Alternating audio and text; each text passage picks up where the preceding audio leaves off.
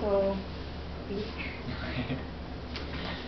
so I'm Rosie, Secretary of the Editorial Board, siya si Danik, the Assistant Web Administrator, and si Neil from Lit.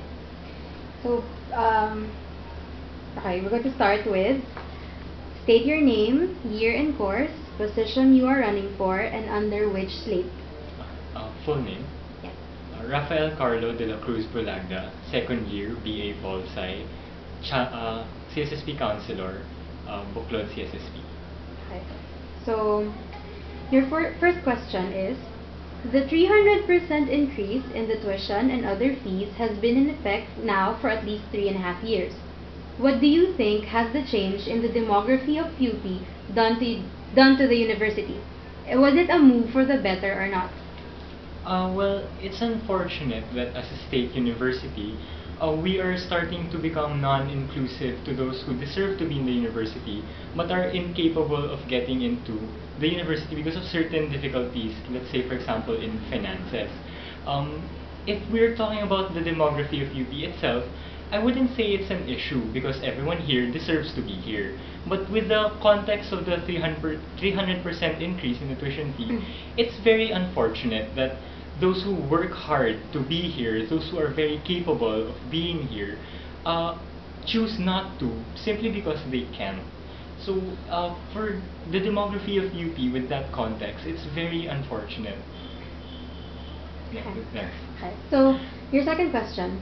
The current administration has been marked by constitutional issues, from the unconstitutional declaration of the Truth Commission by the Supreme Court to the vague provision of the Constitution regarding the ban on midnight appointments that allowed Renato Corona to become the Chief Justice of the High Court. Do you think these will become hindrances to the current administration's reform agenda? Why or why not? Idealistically speaking, it shouldn't be any hindrance because the branches of government are equal with checks and balances for each other. But realistically speaking, we have to see that the Supreme Court may have certain biases with the previous administration that could make it a hindrance, such as you stated, the Truth Commission. I believe that the intentions of the President are very clear and very that would actually be better for society. But unfortunately, again, realistically speaking, there may be certain biases that are very unfortunate, once again, that are capable of becoming hindrances to policies that could actually help the country. Thank you. And for your most difficult question, kung ikaw ay magiging isang ulam, ano iyon at bakit? Kung ako ay isang ulam, siguro lechon kasi hindi kumpletong fiesta kung wala ako. So, is there anything else you want to say? Just talk to your constituents. Hello, CSSP. Once again, I am Carlo Brolagda, your CSSP counselor.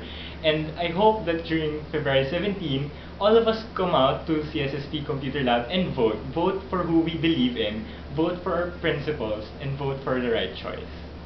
Thank you. Thank you.